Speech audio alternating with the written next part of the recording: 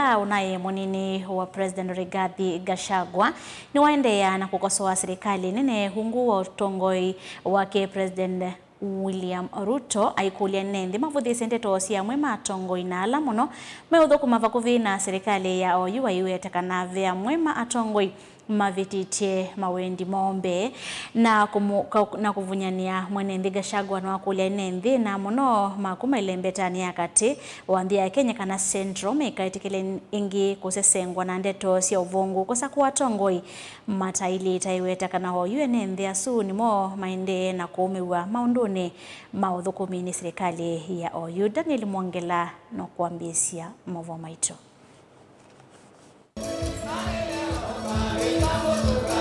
Ula unaimunini wa musumi vandi ya Kenya Rigathi Gachagua ndanena kathini cha uthaithi kahoya Murang'a ni waelekana serikali ya OU ithukumite undu watailite ndakuswa muno na ini mambathi ala methitwo maithukuma vakuvi atongoi ala me serikali nisu na kuka kugenga enenthi yulu wa maendeleo. Shida yetu kubwa kama jamii ni wasaliti.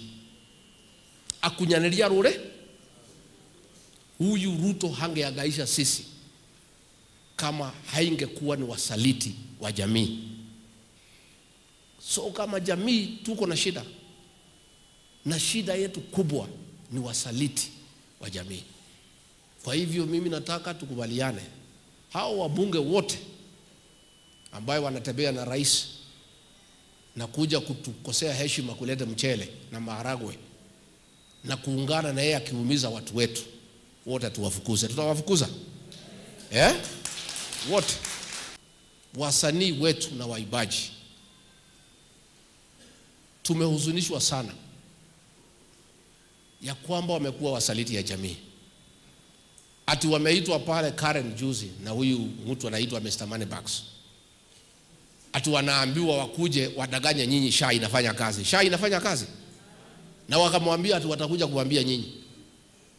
Ati watuambie barabara zinajengwa, atuambie masomo naenda mzuri. Hao wasanii waombe msamaha. Wasipoomba msamaha, tuwache kusikiza nyimbo zao. Number 2, zile entertainment joint wanaenda wasiitwe huko tena. Na wewe kama ni mwenye club ukiita huyo mtu, customers wahame waende pahali ingine. Tena ile mtandao you unfollow them. Si ndio? You unfollow them. Because wameenda kuchukua shilingi 50,000. Na pahali wanaenda entertainment, wale watu wameenda pale kwa sababu akili imechemuka kwa sababu ile Kasongo ametusumbua. Inki ni wakulia NND na muno elembetani ya kati maende na umavuthi cia matongoi ala methitwe maitumikane serikali no kutumia ndeto cia uvungu nikenda kuthesia na kuvitha mauthuku ala maende na utaiwa ni serikali. Sisi kama jamii tuko na shida kubwa.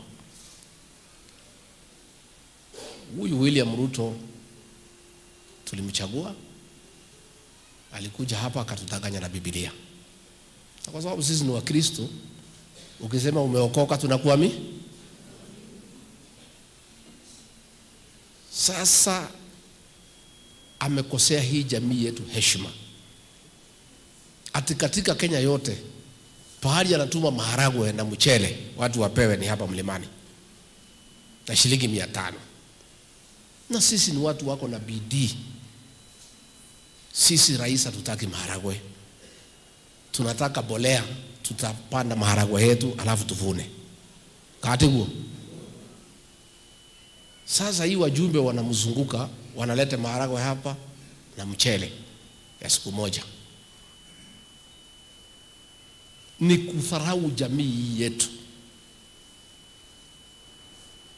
Ametukera, ameona sisi ni watu bure, sisi ni watu ovyo.